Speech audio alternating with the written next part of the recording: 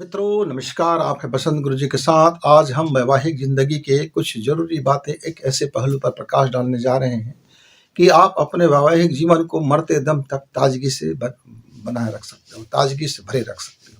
आपका जिंदगी कभी बासी नहीं होगा।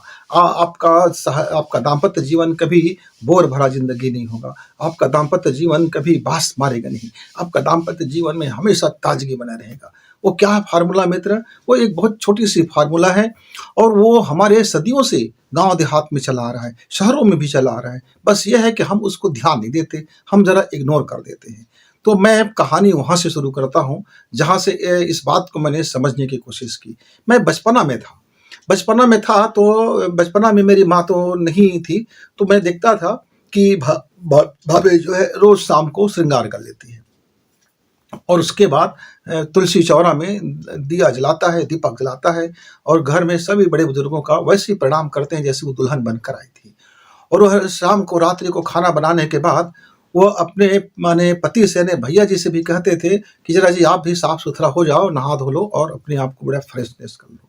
तो मेरा समझ नहीं आता था भाई, हम सुबह नहाते हैं धोते हैं, फ्रेश होते हैं, कपड़ा पहनते हैं और फिर निकल जाते हैं, पढ़ने को चले जाते हैं, घर के लोग काम करने निकल जाते हैं और शादी पार्टी में जाते हैं। उस दिन बड़े श्रृंगार कर लेते हैं लड़के भी और अपने आप को ताजगी से भरने की एक कोशिश करते हैं। अब मेरा समझ में नहीं आया। मैं देखता था मोहल्ले में सबको ऐसी देखता था कि क्या नए दुल्हन हैं, क्या पुराने हैं, क्या युवावस्था के हैं, क्या किशोरावस्था के हैं, क्या प्रौढ़ावस्था के हैं। यहाँ तक कि मैं एक दादी को मैंने देखा कि वो उसकी उम्र करीब करीब 90 साल की थी। वो दादी का उम्र 90 साल की थी और वह रोज शाम को अपने बहुए से कहते कि बेटा मेरा श्रृंगार कर दो।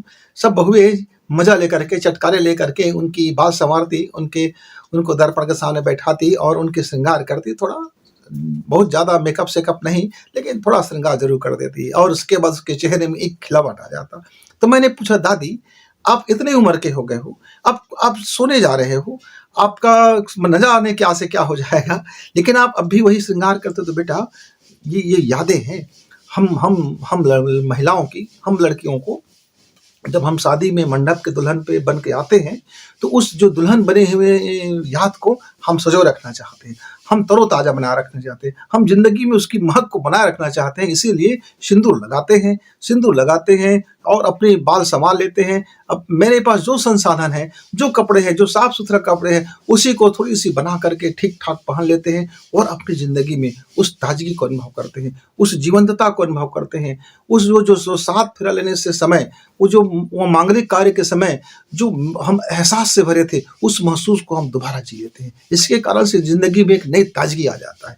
जो भी दिन में गलती सलती हुआ, भूल चूक हुआ, उसको हम माफ कर देते हैं, क्योंकि हम इसी कारण हम अपनी जिंदगी में, अपने विवाह की जिंदगी को कभी बासी नहीं होने देना चाहते। और अब हम सोचते विचारते भी ज्यादा नहीं है। इसीलिए अधिकांश महिलाएं गांव में आज भी यह रिवाज है मित्रों, और शहरों में अधिकांश हिंदू, मैं दूसरी जाति धर्म के लोगों को ज्यादा नहीं जानता, पर मैं जिस जाति धर्म से ताल्लुक रखता हूँ और जिस गांव से ताल्लुक रखता हूँ और जिस प्रदेश से ताल्लुक रखता हूँ, वहाँ की महिलाएं आज भी शाम होते ही अपने सारे काम को निपटाने के बाद शाम होते ही पहले एक काम करते हैं। दिन डूबने से पहले अपने शरीर को साफ सुथरा रखना, अपने श्रृंगार करना, अपने पुराने ही वस्त्रों को एक नए डिजाइन से पहनना, एक अच्छे करके पहनना, मतलब एक तरह की वह अपने आप को श्रृंगार के लिए लौट जाना। और वह अपने को देख करके दर्पण में देख कर मुस्कुराती है। पति आते हैं काम से, उसको भी वह हंसते मुस्कुराते उनके स्वागत करते हैं और उसकी जिंदगी में वो बहार और ताजगी लाने की कोशिश करते हैं।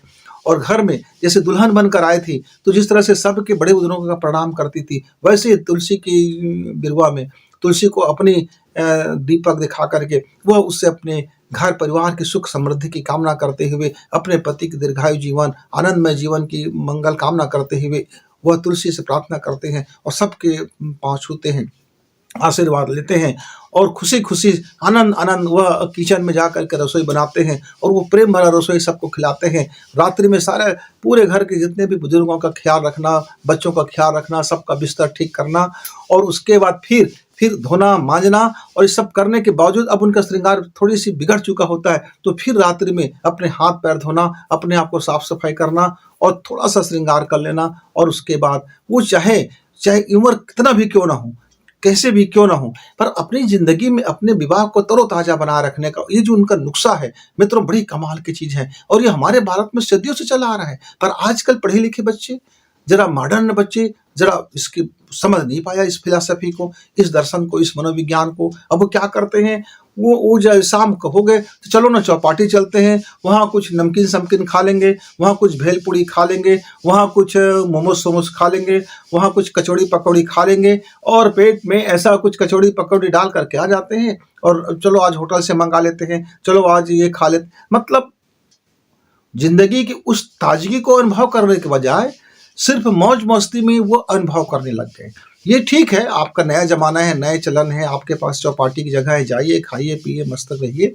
लेकिन एक अनुभव, अब एक मैं आपको कहानी बता रहा हूँ, एक लेडीज़ है, महिला है, वो नौकरी करती, बड़ी नौकरी है, दिन भर में नौकरी के बाद घर आती है, आने के बाद तो उसका बाल बिखरा होता है और ऐसे कपड़े पहने होते हैं और थकावट उनके जीवन में पूरी तरह से दिखता है। पति भी आता है, वो भी निढाल रहता है, दोनों के दोनों आते हैं, कभी तो चाय बनाने को लेके झगड़ जाते हैं कि मैं भी थक गया हूँ, आप भी बना दीजिए। वो भी कहते हैं आप भी बना दीजिए। तो नौकर रखे हुए हैं, तो नौकर के हाथ का बना खाना, नौकर के हाथ के बने चाय पीना, यानी नौकर है ना, अब बर्तन नहीं साफ हुआ है तब उनको चाय पीने के लिए होटल जाना पड़ जाता है।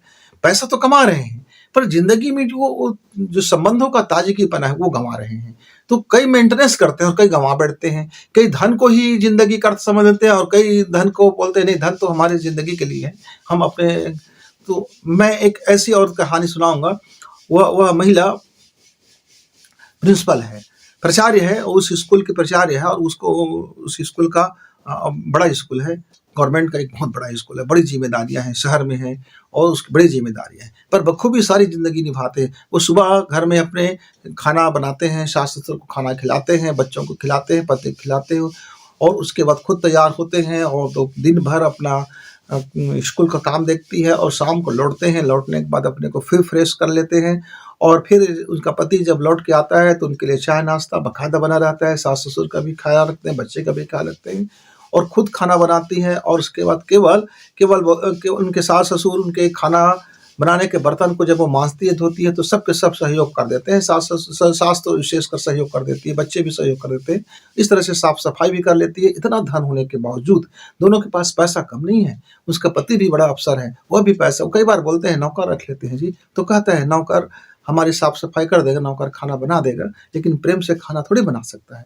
ये जो खाना बनाने में मुझे आनंद आती है, कोई बात नहीं, मैं दिन भर थक के आई हूँ, तो उसका पति भी उनकी मदद करने लग जाते हैं, वो भी किसी-किसी सामान को बनाने में लगते हैं, दोनों किचन में चले जाते हैं। बहुत सा मर्तबा ऐसा होता है कि पति ही बहुत सारे काम को कर देते हैं और दोनों की ज़िंदगी बड़ी खुशी-खुशी चल रहा है, बड़ी आनंद में चल रहा है।